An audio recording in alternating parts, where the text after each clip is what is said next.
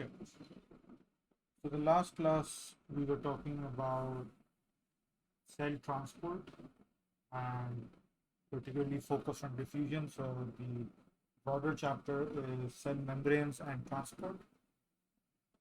So just recapping from the transport part, substances such as ions, gases, water, enzymes, hormones, and all sorts of other stuff moves into and out of the cell at all times. So this constant exchange and transfer and transport of substances into and out of the cell.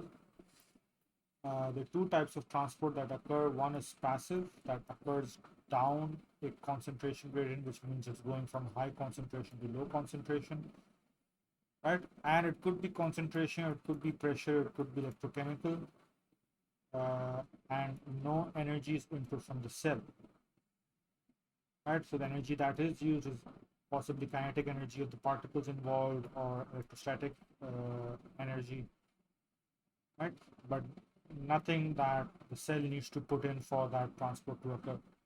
Then you've got active transport, and this occurs up or against a gradient, so it goes from low to high, and it requires energy to be supplied by the cell for this to occur.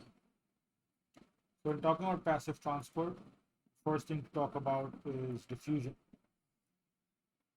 This is the movement of particles in a liquid or a gas down a concentration gradient from a region or area of high concentration to an area of low concentration. Regular passive diffusion would occur for small molecules such as oxygen and carbon dioxide, and these are able to freely diffuse across the membrane. It is the kinetic energy of the molecules that is involved and utilized, and this tends to happen when right up until the point that concentration of both sides becomes balanced, right? That is how diffusion would normally occur.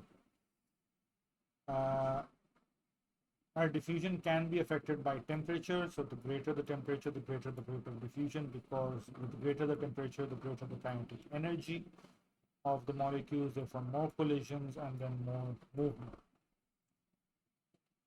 Now, right, in and right, diffusion would stop when the concentration on either side of right wherever the concentration is higher as compared to where it's lower would become balanced.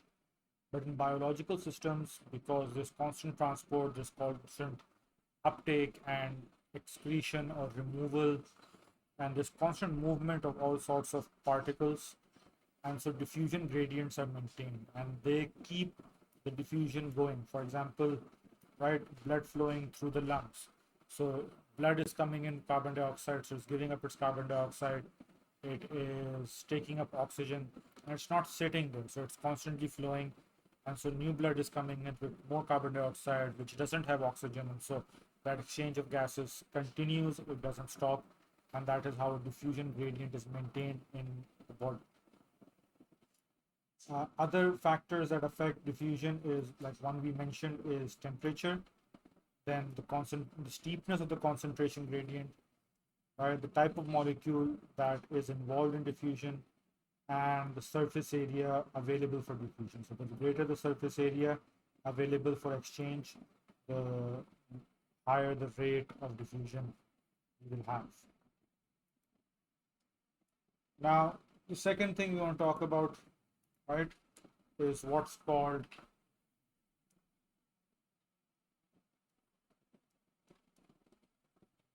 facilitated diffusion.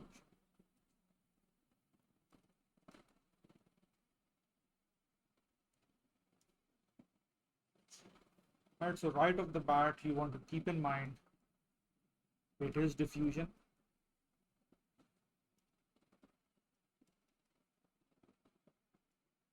Right, which means particles are moving from an area or region of high concentration to right area of low concentration. And secondly, right, it does not utilize energy from the cell.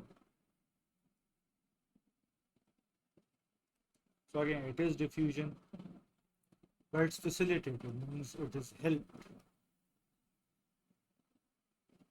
Right? And how is it helped? So it is helped by proteins, which can be either channel proteins or carrier proteins. And how do they help? Well, facilitated diffusion occurs for particles that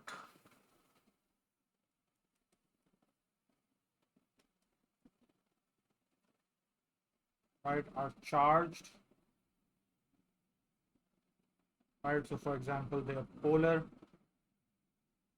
right, such as globular proteins. Oops. So such as globular proteins, right? We know that the polar R groups are on the outside because, right, they easily interact with the aqueous environment, right? Or ions, such as sodium ions, right? And so these guys cannot directly pass through the membrane.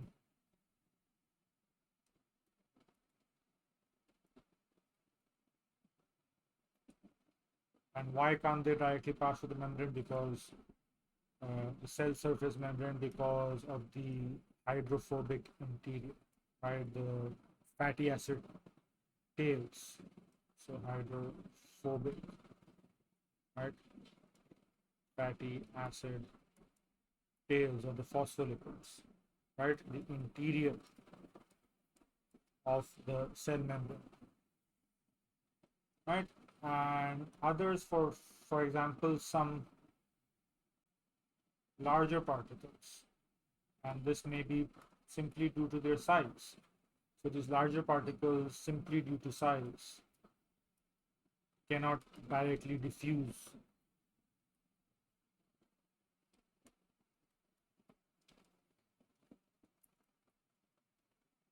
through the cell surface membrane. Right, keep in mind that diffusion is effective. I don't know if I mentioned this in an earlier class, but diffusion is effective only over very short distances.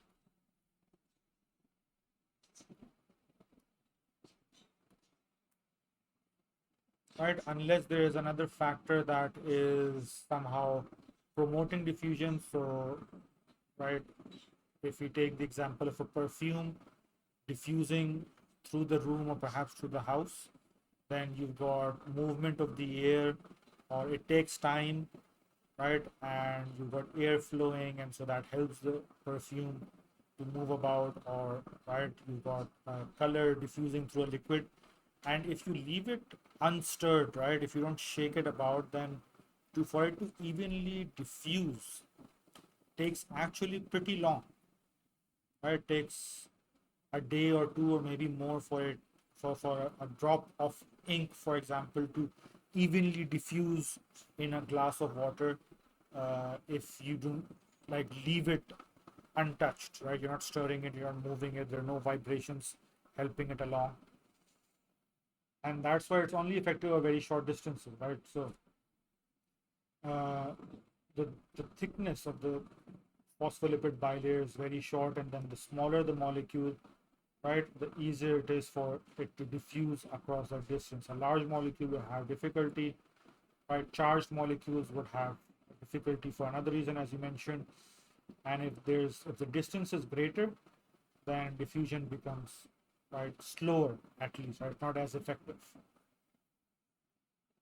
Okay, so, right, for these kind of particles, you need proteins, either channel proteins or carrier proteins. So let's talk about channel proteins first.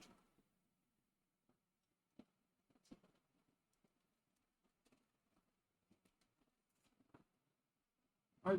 Channel proteins are right? Typically transmembrane.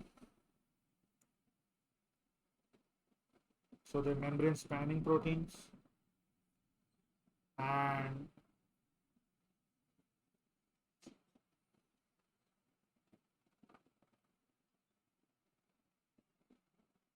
so you've got a phospholipid bilayer over here, the squiggly lines.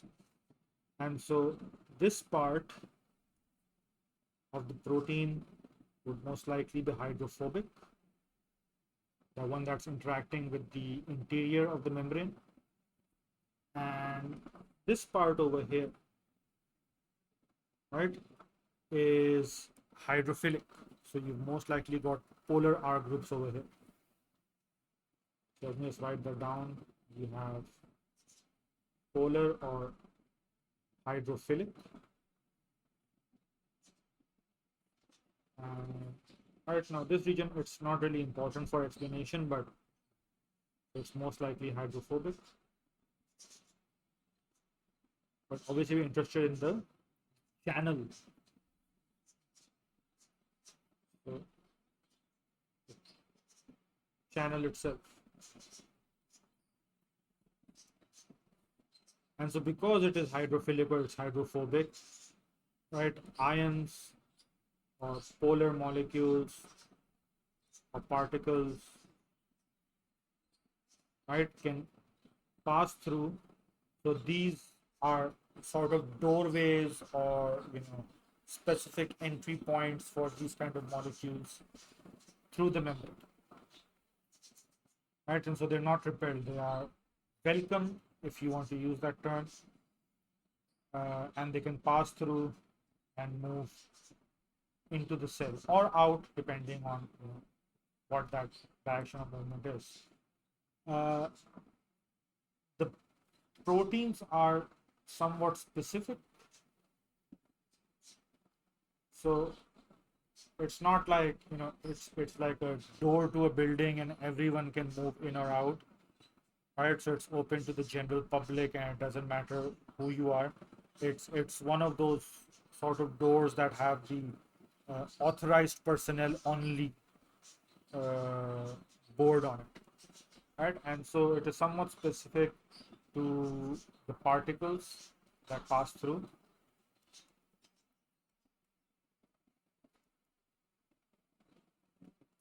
Right, and that means that you've got different kind of channels, different types of channel proteins for different types of particles. Any questions so far? No, sir. All good, all clear? Yes. Okay. Now an example is, for example, right, is the sodium ion channel. Right, and so that's something we would come across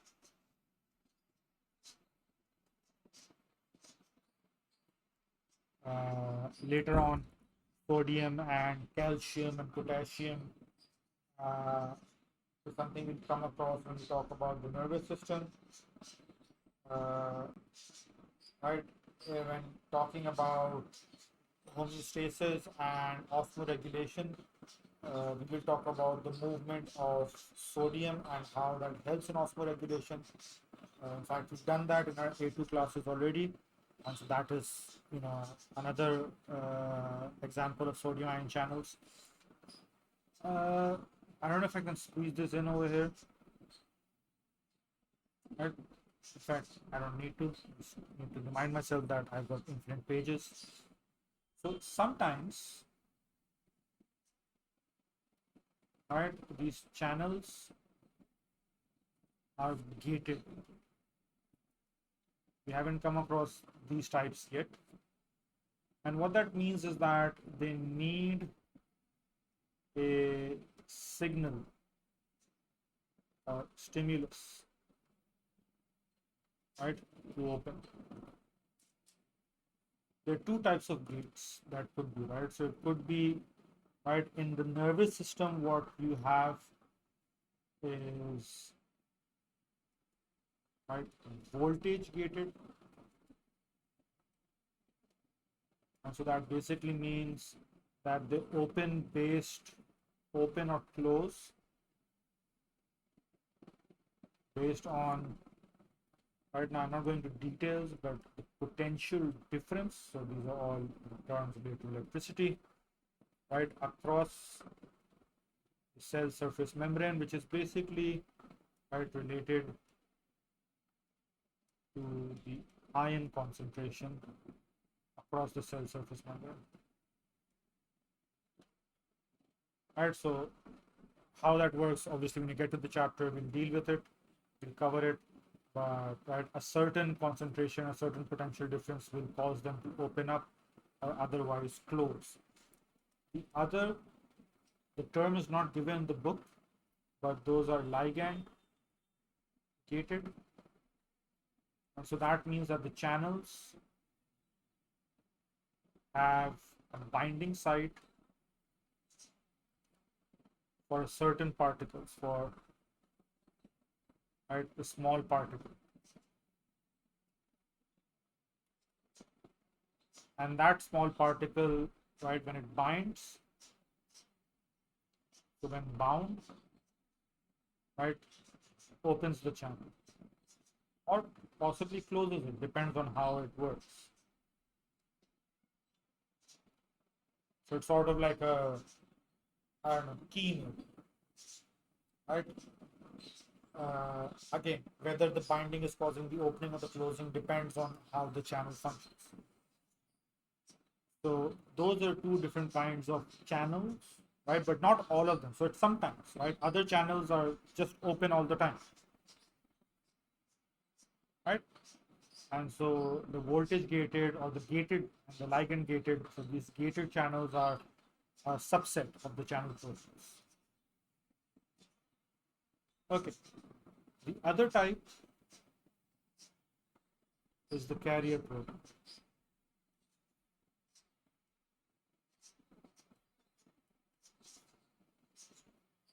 Now, as the name suggests, it carries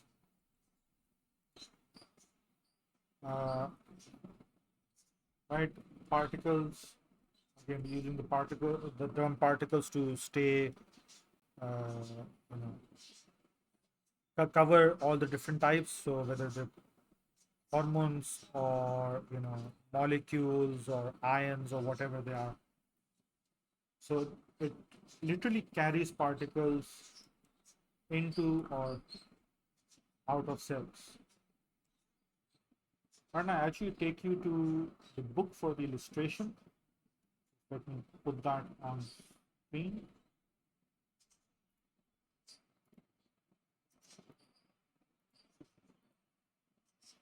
Can you see that?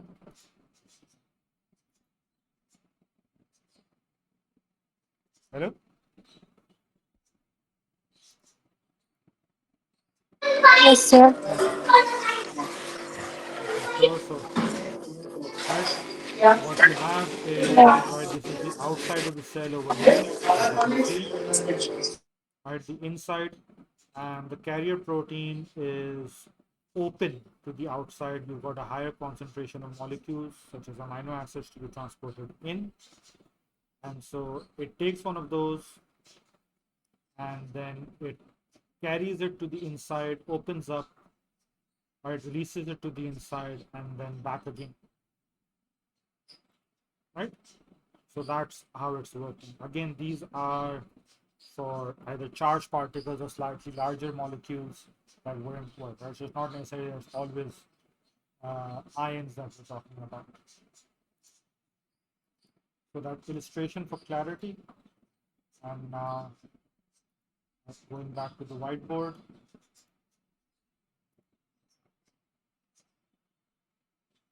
So what happens with these guys, right, is that they bind, like whatever molecule is to be transported binds to it, and it picks it up, and then right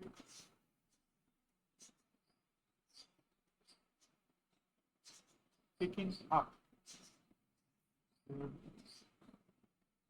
a particle, right? The protein molecule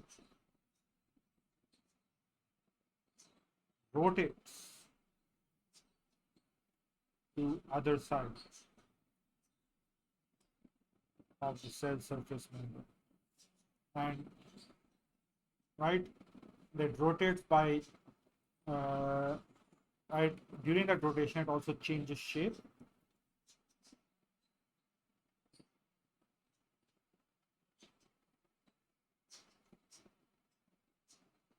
right, and that allows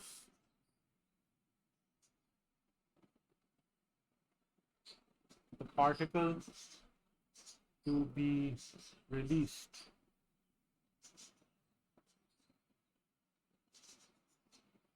Does that make sense? Yes, sir. Okay. So, right, picks up the particle, it rotates through the cell surface membrane, changes shape, and then releases the particle on the other side. Remember, right, we're talking about diffusion, and so it's always from, right, region of high concentration to a region of low concentration. It's not working the other way around. All right. So that is about facilitated diffusion. Next up is osmosis.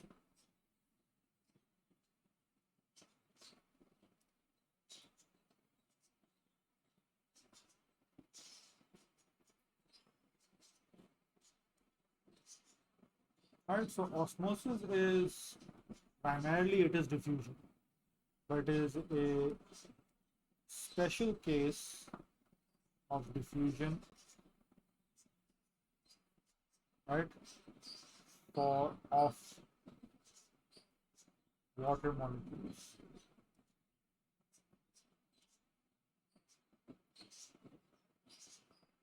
Right, and so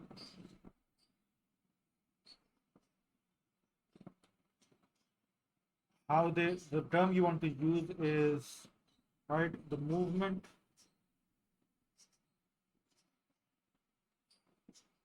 of water, in this case in the biological environment, right, solvent molecules, because the biological environment is aqueous. So, right, down a water potential gradient.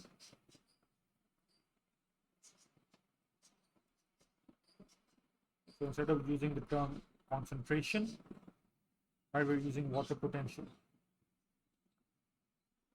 And since it's down, which means, right, we're still going from high to low, or again, to use the proper term, from an area of high water potential to an area of low water potential.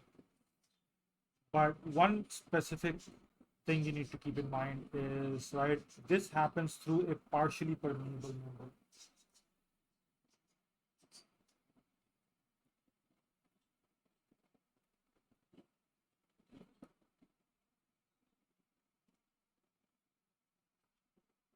So partially permeable membrane is required.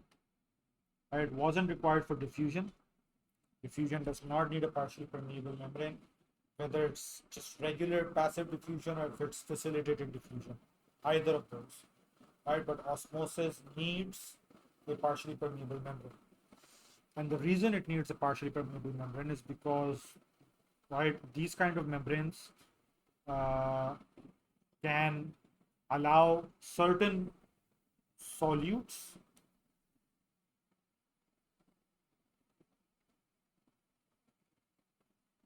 right, certain solutes to pass through or not, right? And in this case, what we're talking about, that they do allow for the solvent, which in this case is water,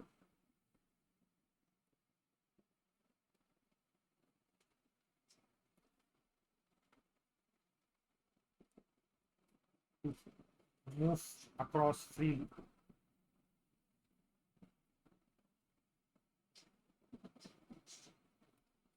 right? And so what that does is that it causes a an accumulation of solute particles on either side.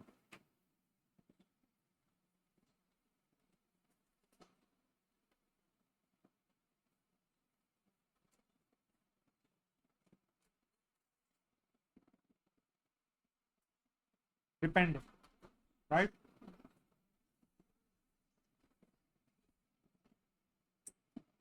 Now, how does that affect osmosis? So, a region, right? Osmosis basically, right, the movement of free water molecules. So, we're talking about, right, free water molecules, right, which means that are not associated or interacting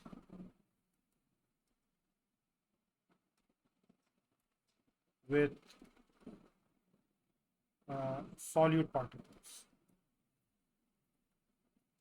Right, when you're talking about the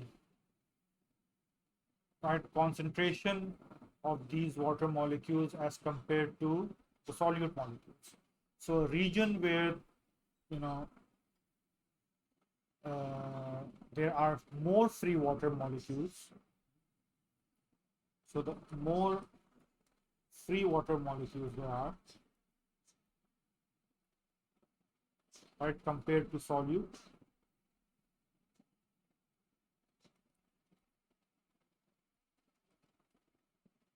right, means that it has a higher water potential. And obviously vice versa, the lesser the free water molecules are compared to the solute, the lower the water potential. And so we just said that osmosis is the movement of water molecules or the solvent from a region of high water potential to a region of low water potential. And that is the water potential gradient.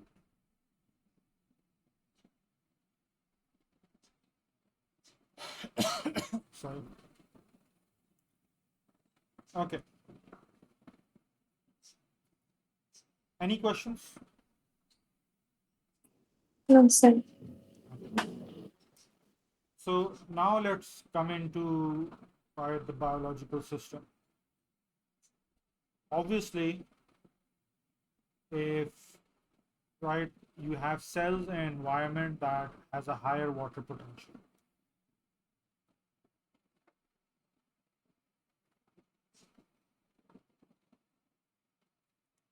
Just a minute.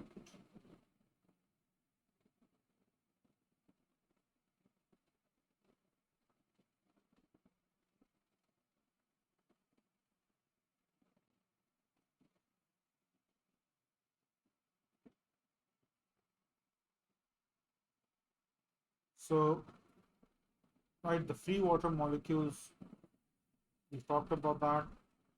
And if you want to talk about, there's a term called the osmotic concentration.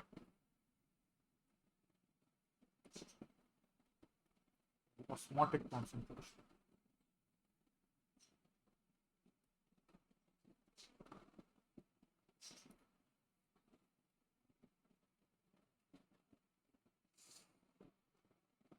And what is that? Is basically the concentration of solute molecules that have an osmotic effect.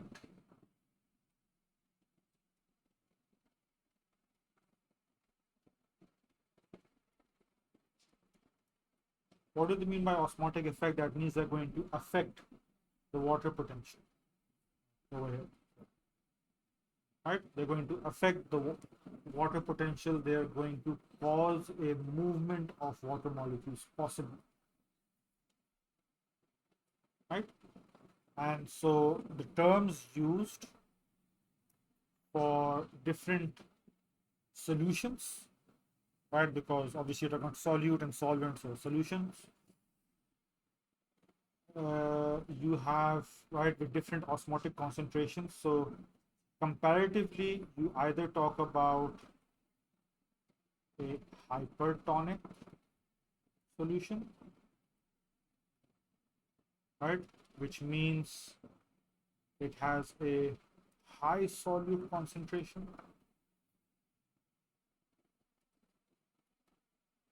which means it has a low water potential.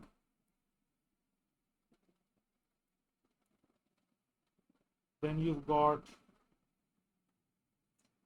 an isotonic solution,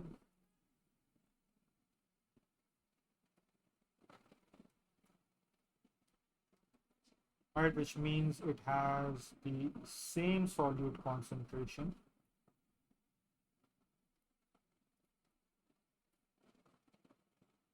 as the other side of the gradient.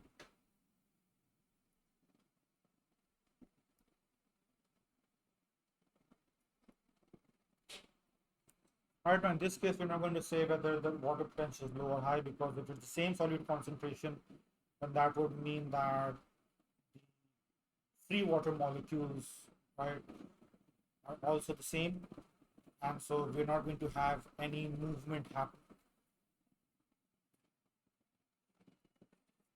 And then you've got a hypoton solution, right, which means a low solute concentration,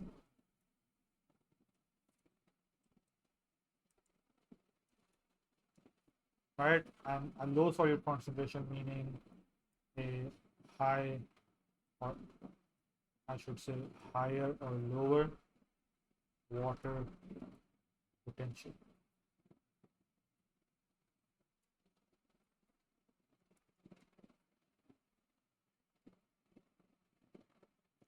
Do these three solutions and their definition explanations make sense? Are they clear? Yes, sir. Okay.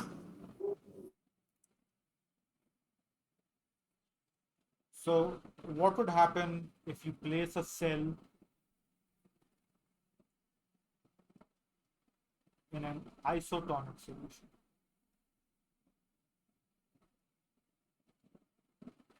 What would happen?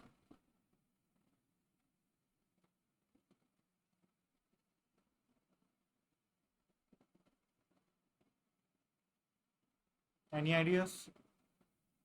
Right, an isotonic solution is one which has the same solute concentration as the other side of the gradient. So that means that the solution that the cell is in has the same solute concentration as within the cell. So the inside and the outside of the cell is the same. What would happen in terms of osmosis?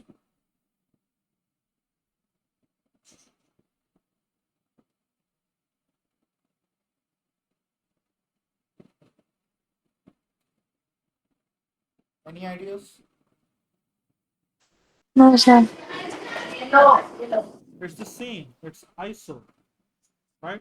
The solute concentration inside and outside the cell is the same.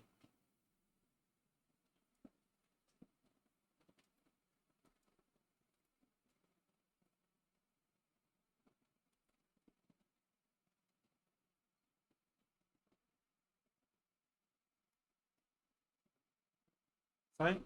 Which means, right, the water potential is also the same.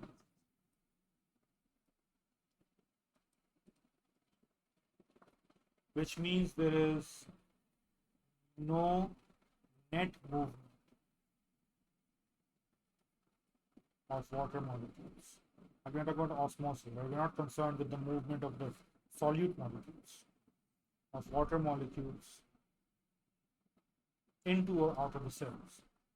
Also, I want to write net movement. What does that mean? So you've got water, right? You know that the force of attraction between the water molecules is not as strong as a solid, but not as weak as a liquid. So they are moving,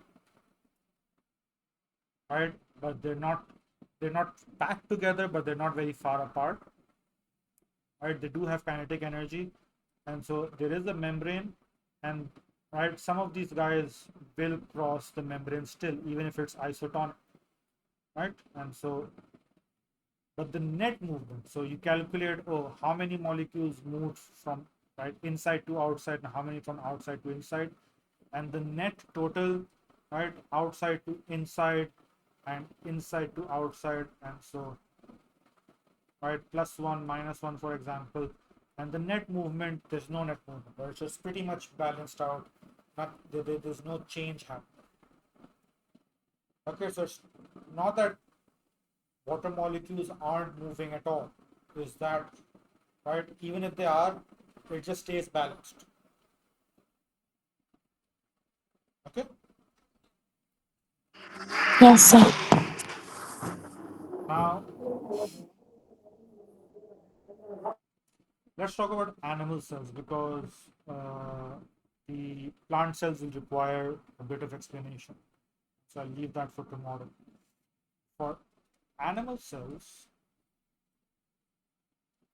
right? Remember they have no cell wall, and so if you place them, let's say this is number 2. The isotonic thing is the same for plant and animal, right? So if you place it in a hypertonic solution, and so that means that the solution around the cell has a higher solute concentration than within the cell. That means there's less water outside than inside, and so, right, water will leave the cell, water will move out,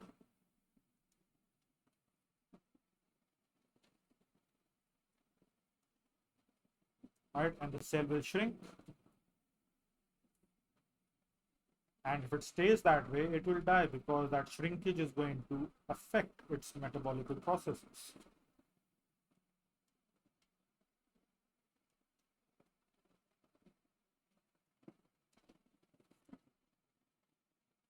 And if you place it in a hypotonic solution,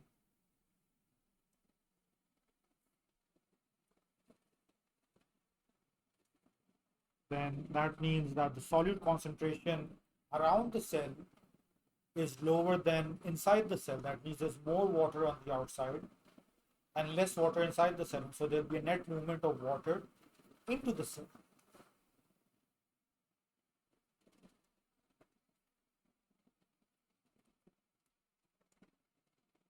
Now remember I mentioned no cell wall, and so there's nothing keeping the cell together. And so first it will swell, and if there's like a steep difference in the water potential gradient, and so water will continue to enter the cell until it bursts due to that swelling.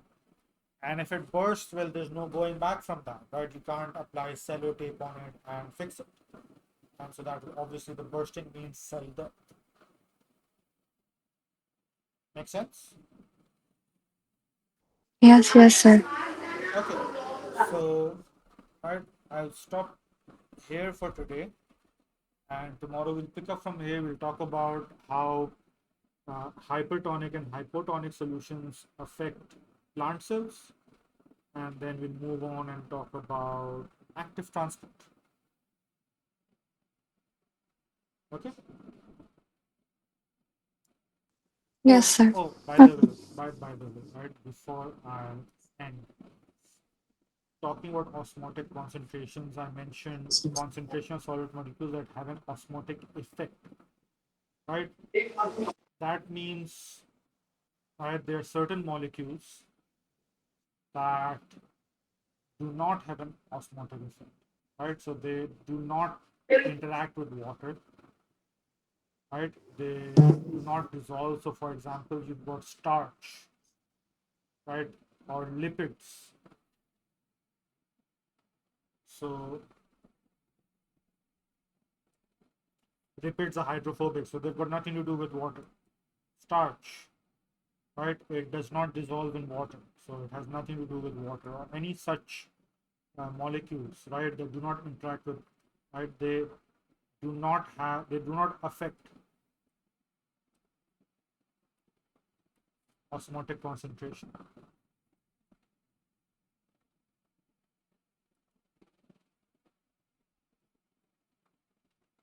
right? So it's only, for example, polar molecules, right, such as right, plasma proteins, albumin, fibrinogen, right, or ions or other such right molecules or particles that do interact with water that have an effect on osmotic concentration.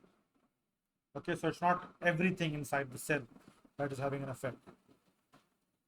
All right. Yeah. Okay. So again, we'll continue this next class, inshallah.